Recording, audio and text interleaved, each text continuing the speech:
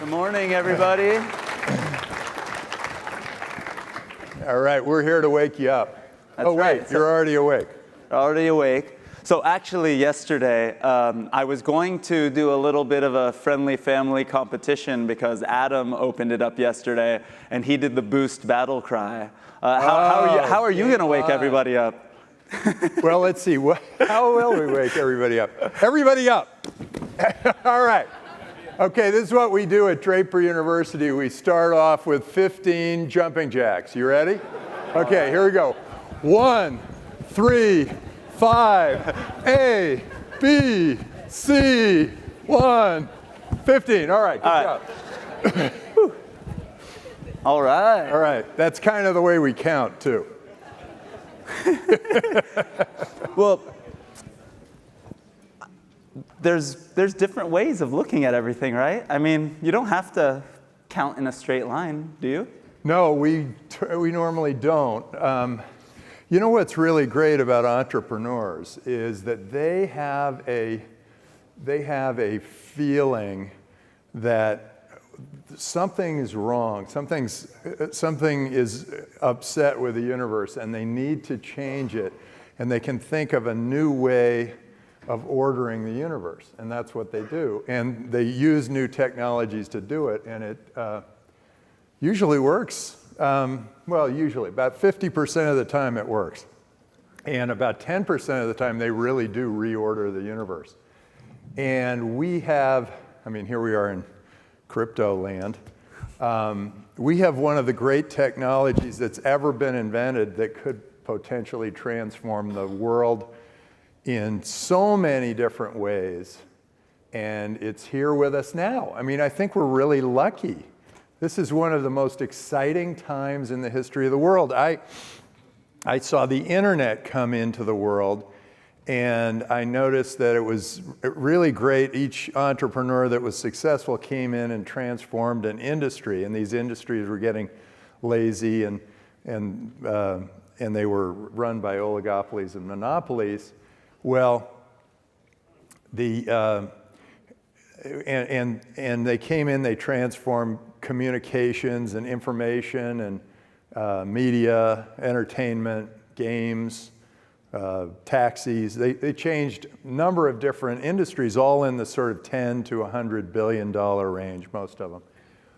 Well, now with the advent of Bitcoin and all the associated technologies, the blockchain, smart contracts, and then if you apply that also to big data, where you have deep learning and artificial intelligence, you suddenly have a platform to transform industries that are in the trillions of dollars. And that is opening up for some of the best entrepreneurial activity I've ever seen. And some of those are finance. My own business, venture capital, is being transformed. Finance, banking, commerce, insurance, real estate. And then the two big ones, I think, are healthcare and government.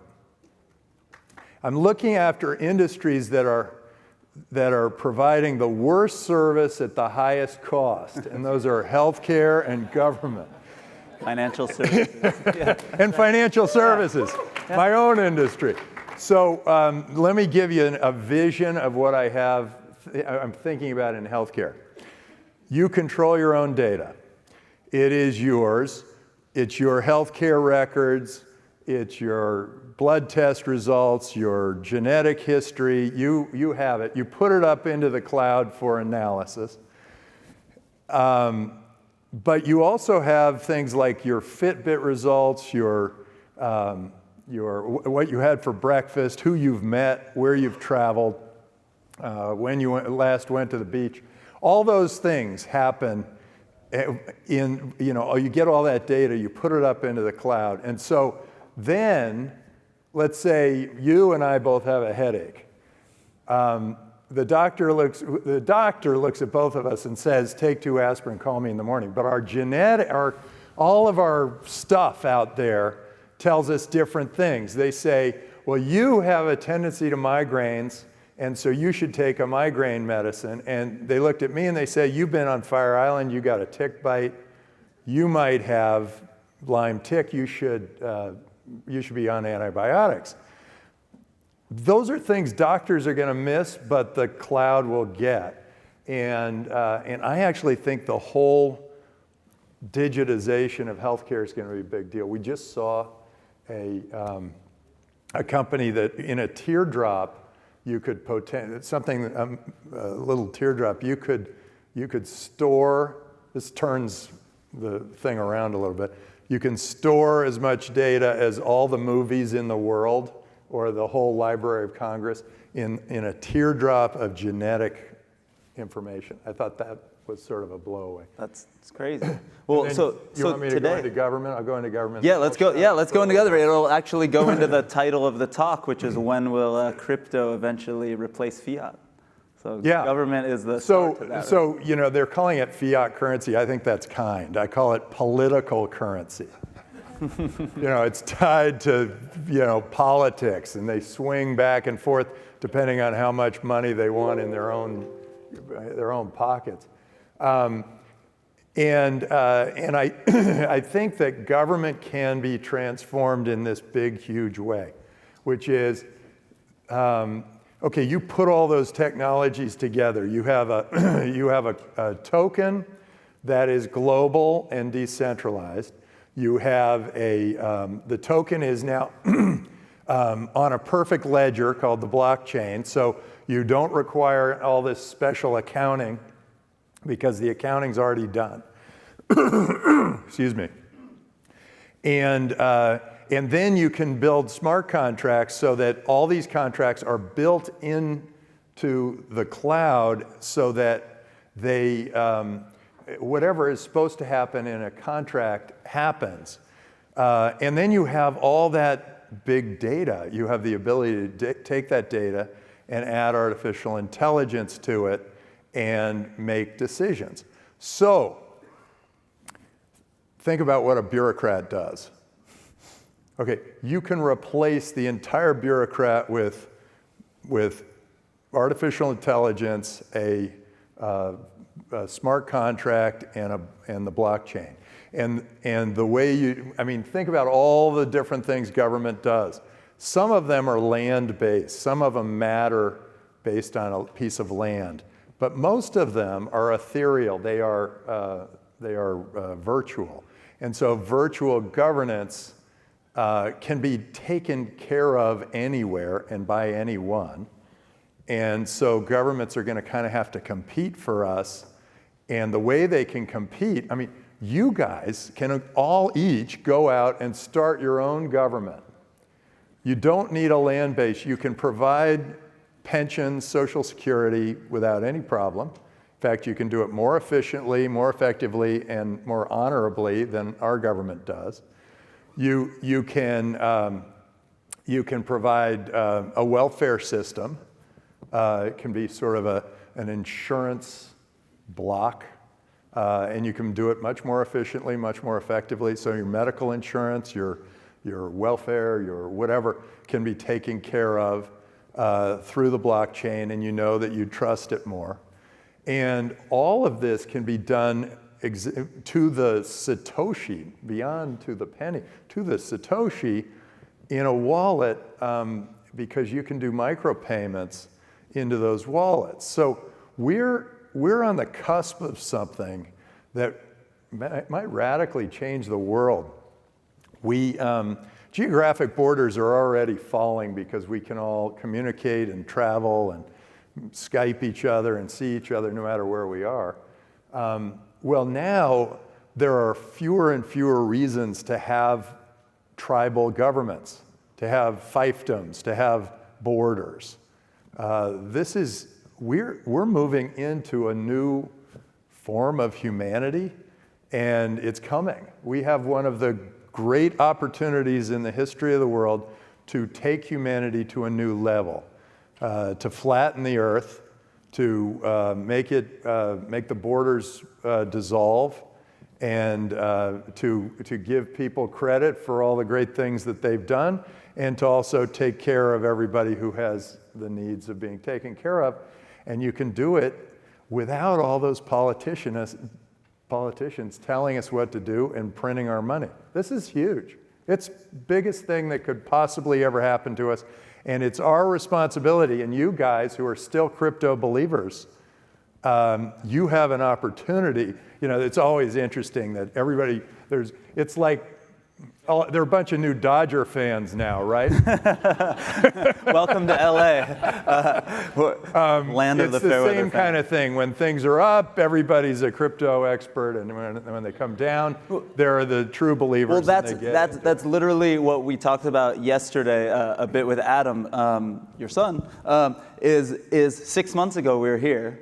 And it was 9,000 plus Bitcoin. We were $400 billion plus market cap on, coin market cap, whatever that really means, because it doesn't really account in a lot of important stuff. But anyway, it was a different environment. But then today we have probably 50% more people at the conference versus 6 months ago, and real companies who built real stuff. And it's a little less of the fair weather fan and a little more of the builders and the real investors and the real true believers, right? So 6 months ago we saw what we saw. I gave Adam this question too, and he didn't answer, which was expected a bit. But I think you'll be a little more game for it. On a short-term bet, what do you think will happen in the next 6 months, let alone 5 years from now? Oh, I only make one prediction at a time, and my prediction was Bitcoin at 250,000 by 2022. All right. So, because 4 years. I'm in the venture capital. If I were a journalist, I think I'd know what's going on today and know what's going on. Maybe I could project out a week or a month or 6 months. But as a venture capitalist, everybody I meet is telling me what the future is going to be like 5 or 10 years from now. And so that's kind of where I can make my predictions. I can go out about five years. How about the individual, how about the individual products? Because you meet companies all the time pitching you their ideas. And are you seeing a difference between even just 6 months ago and today in terms of like real use cases and actual customers in the space? Because we know 6 months ago, a lot of it was the companies raising money, but they didn't really have anything. They had a cool deck and maybe a cool video. I think it's interesting. Very few of these people that are saying, hey, I got an ICO and it's closing on Wednesday and here's the money and we're raising $50 million and we don't have much, but we're just going to make something happen. Those guys are gone. Yeah. Or at least tailing off. People who are here are saying, hey, this is transformative to whatever industry I'm going after. This is transformative. We can create a currency. We can create a new way of thinking. We can capitalize on the blockchain. We can create new smart contracts. I think that's been underdeveloped, by the way. I think there are some really interesting things that could happen with smart contracts where we make all of these deals. Think about it. You guys are here in movie land. Think about when you watch a Star Wars movie. There are 15,000 names there at the end of the Star Wars movie, and each one, the median person gets $3.82, once every 6 months if he's lucky, and he or she. And somebody is, licking the envelopes and sending them out and putting them, and it costs about $7 per check for Lucasfilm to do that. I mean, that makes absolutely no sense, and particularly with the Lightning Network coming. You can do a bunch of micropayments and just put it into people's wallets. Hey, you're a part of the movie. Here's your Bitcoin wallet. Here are your micropayments. Let's go. And I think that we are, people. It's happening. Yeah, these are, it looks like we're facing the people who are really doing really extraordinary. Yeah, well, okay, so as long as you're all here for a Bitcoin conference, is that, some of you guys here for the fashion conference? That's the leftovers from Politicon last week. I think that was happening here. Hopefully not. But no, so when I met you, it was somewhere around 6 or 7 years ago, and we felt like with the advent of things like PayPal, and then I met you because I was doing something in the crowdfunding world, we felt like it was finally happening. But I feel like this is a much more tangible and actually working version of what we hoped the rules and laws that were changing in that world are happening, right? Neither of us really, I mean, we kind of had an inkling that Bitcoin was happening, but we weren't like jumping in with all feet. Look, Adam actually, you were talking to me. Yeah. And so crowdfunding was still a big thing. Well, now crowdfunding, it's obvious you do it. You use crypto to do it. So yesterday we had, for example, the security token masterclass track upstairs. Today we have the healthcare on the blockchain track. I think these are actual whole industries where use cases for blockchain are coming. And joking about those years ago, so we worked with Adam and Boost at the very, very beginning, and then he started telling us, like, sort of behind the scenes, I'm investing in this company called Coinbase. We had no idea what this stuff was, so as a team building exercise, we built a mining rig in our office, and we got it shut down after a week because the landlord told us we had a mop closet. I don't know if you remember, our office was like 7 dudes working in a mop closet. It was tiny, and our room was using up more power than the whole rest of the office building combined, and our landlord put an end to it very quickly. This was the end of 2012, I think. But since then, like we're seeing, like you said, the healthcare on the blockchain, security tokens. How do you feel about the security token part? Because on one hand,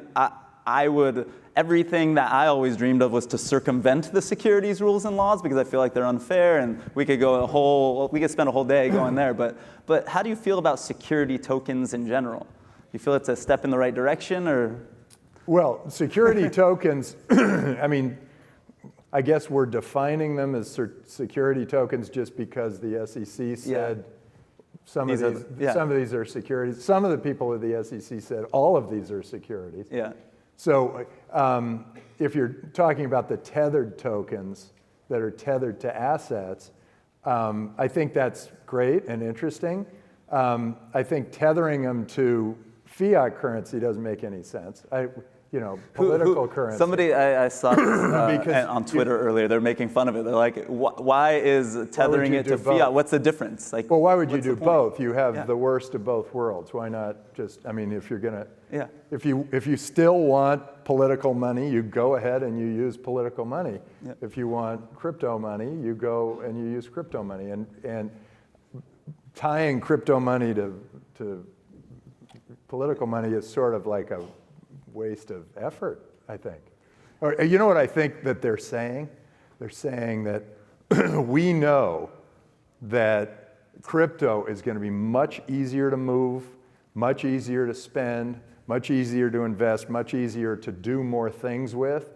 So we have to somehow tie our fiat money to that train. Now, it's not true yet, but I'm sure some of you are making it a lot easier for us to do all those things.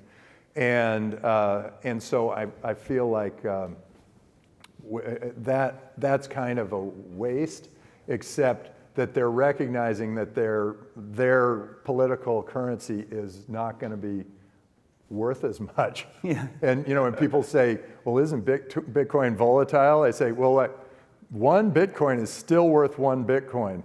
All these other currencies are very volatile against it as they slowly disappear from our Earth.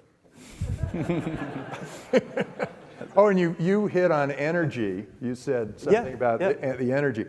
I actually think that's another role for entrepreneurs. Entrepreneurs are going to figure out better ways to use. I mean, the Antminer guys, they're ripe for a challenge. I think you come in with something that uses lower voltage, and suddenly you've got a miner that's much more valuable.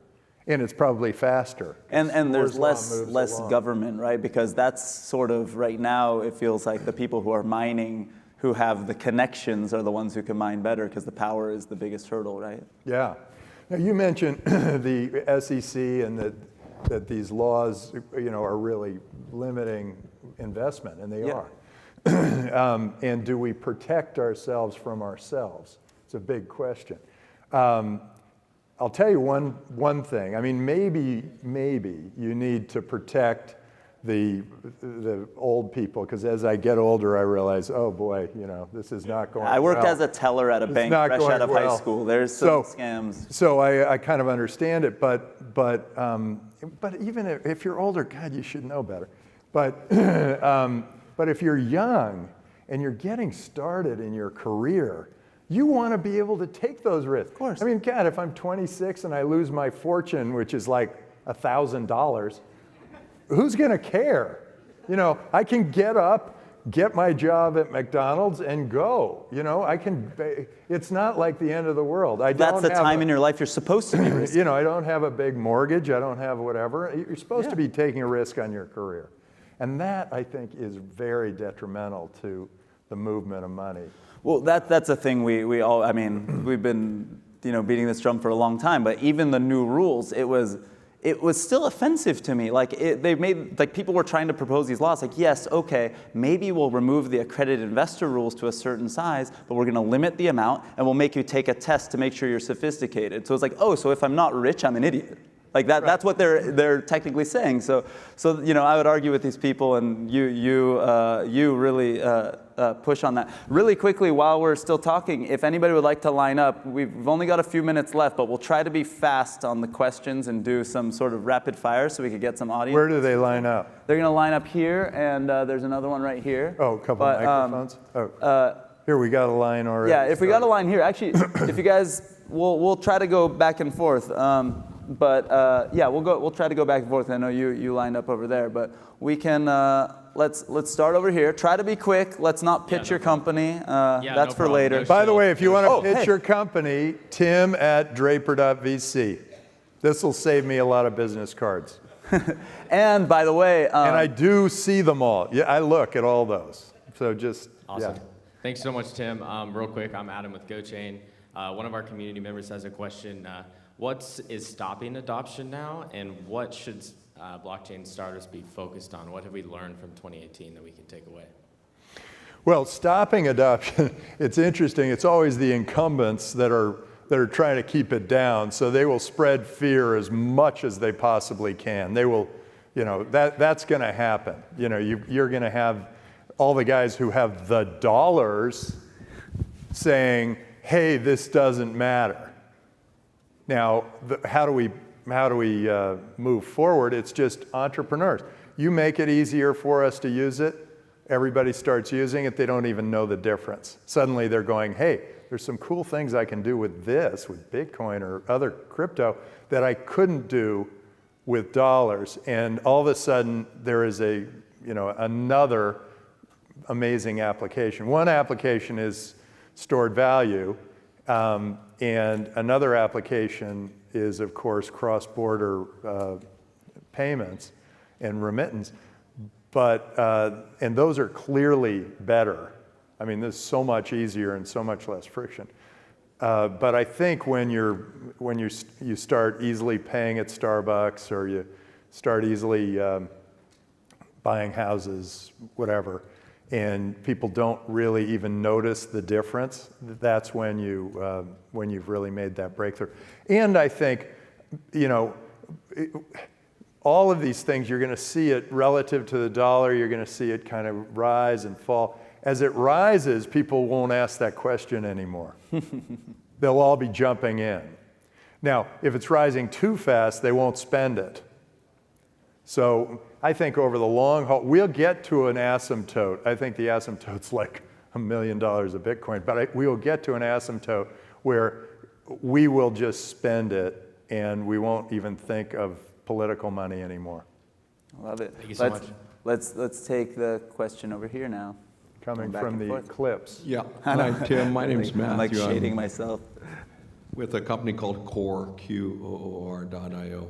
I won't pitch our company. The future is bright. My question is about physical infrastructure as it relates to the blockchain. We talk a lot about protocols and the applications and platforms, but with the advent of STOs and secondary markets coming out and widespread adoption globally, what do you think we're going to see, and what do we need to see to ensure that this technology continues to evolve and continues to have the physical infrastructure support globally to ensure that it's healthy. And one thing I'd point out is that the imbalance in hashing power across continents, controlled by sovereign governments. You know, that's a concern for us. Yeah, I think that'll come and go. But your other point is a good one, and that is, where is there an incentive for people to keep improving the various tokens? And that, I think, is a marketplace. And the marketplace works. People will go and they'll say, hey, you know, Bitcoin's too slow, so let's create the Lightning Network. They'll say, hey, Ethereum doesn't have this gas thing anymore, so all of a sudden Ethereum starts into a vicious cycle, and then people will start creating new ways around that so that there is some money that goes into the Ethereum group. I just think you see what's great about that kind of question is you lay out a problem. But an entrepreneur's mind would say, there's a problem, where's the opportunity? And how do I improve that situation? That's the pitch. Well, thankfully there's thousands of people here who are coming up with solutions. So this may be the last one, but we'll try. No, but she'd be next, dude. So hey. Well, we'll try to be quickly. Let's go rapid fire. Hey, Tim, I just want to say thank you for all the pro-crypto press I see on you. There's a lot of haters out there, and I just wanted to say thank you for that. Yeah, thanks. We got to stick with it because it's Exactly. gonna. I mean, I know what it could do for society, so I'm hanging in there all the way. You know, it's going to be really important, and we're all going to look pretty nice when it happens. Yes, and my question is, can you see central banks holding Bitcoin or any other type of major cryptocurrency as a means of manipulating the Forex markets like they do with gold right now? Well, see, that's the great thing about it. You don't need a central bank. That's the beauty. So if the central banks want to go try to manipulate it, it will be short term. Same thing. Well, you know that's been happening in the crypto market now. There are the anti-crypto guys who bought up a bunch, and they're kind of trying to push and sell it down, or they're just going short to try to sell it down, trying to get rid of it. But we're very resilient. We've been through 3 of these, and we're very resilient. So yeah, we don't need a central bank, and that's sort of freaking out the people who work at the central bank. And that's why I figured they might use our own coins against us, and it seems like that's going on right now. Yeah, it's short-term movement, though. Yeah, exactly. You know, they thank you can't. very much. The Yeah. more people adopt it, I don't think they'll be able to. Yeah. I mean, it's global. So let's try to do the one last one. We'll be super quick, and then remember we'll all converge in about an hour if you'd like. And Oh get yeah, we're doing signed a book signing. Hey, everybody, come get my book. Where is it? Where do we on go? the expo floor, on the corner of the expo floor, we're gonna have a whole booth set up. We'll be able to snap a quick picture, get a copy of Tim Draper's book, and it's gonna be a lot of fun. And I'm going to sign as many as I can. We have 1,000 books, so we're gonna do this. Okay. All right. Yeah. Okay. Last quick one. Hi, I'm sorry, buddy. Hi, my name After. is Dr. Leah Houston, and I'm a physician that's working on a blockchain project myself. And you said that healthcare is ripe for disruption, so I'm wondering what are some of the solutions that you see that will be really true solutions to this healthcare crisis that we have?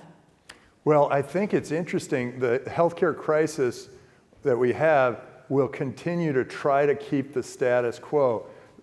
The thing I described, where we're all going to have different diagnoses, is not good for the drug business. Not good. They like one size fits all for all of us. And it turns out we don't need the same thing, probably not the same dose of whatever the thing is. And so they will fight it. I believe actually that they did that with Theranos, but they will fight it. But we all know that this is going to be a much better, cheaper way to operate over the long haul. And I think we are going to kind of move toward a digitized hospital. And maybe the doctors will become more like consulting to you when you're readers of the data, and their job will be a lot less memorization for 8 years or 12 years or whatever, and a lot more like taking care of you and referring to all that information. And they'll say, well, for you, you know, you should probably do this for whatever's ailing you. For me, it'll be something different. And the drug companies are going to have to become more bespoke, you know, one-to-one. Personalized. More personalized. Yeah. And let's let him have it. Look, Okay, let's do it. He's so patient. Okay. And by the way, and before, Thank you very much. and we're working the camera crew. So before he goes, so they can get to you. Tim will also be the first guest. The next thing we're going to do on stage is going to be pretty epic. We're going to do a live CNBC taping of the Crypto Trader Show. And just to let you behind the curtain a little bit, Ran is doing it with no teleprompter whatsoever. So a 1-hour CNBC show where the host actually is doing it on the fly. So it's going to be pretty epic. So that'll be the next thing. And Tim will be the first guest. So you'll get another 10 minutes of Tim in a minute. Where's my teleprompter? Thank you very much. Thanks, Tim. Will Walker, private equity, 25 years. You know, we're all waiting for the next flow of fresh money, institutional money to come in and help fund and all that. Do you think with all the movement we're finally getting and announcements out of Fidelity and the backed exchange starting in November and some of the bigger, you know, MIT and Harvard making some endowment moves into cryptocurrency, into blockchain, is it finally going to happen in your mind in the next 6 to 12 months? Do you think that's the start or not? It is funny. They all operate as sheep. You know, it's like, you know, you're always better off when there are all those sheep out there. You're always better off being the wolf and jumping in first. Yeah. I mean, I don't get, or be the first sheep or the first penguin to go into the water. I mean, yeah, sure, it's a little riskier, but boy, you know, you get all the fish first. Yeah. Okay. So and they're all saying the same things to each other too. Yeah. They're all going, "Hey, when are all the institutions coming in? Right. You're an institution." If you go in, I'll go in. That's right. Thank you. Thank you very much. Hey, everybody. Right. Tim Draper, thank you All right. so much. Thank you. It was fun.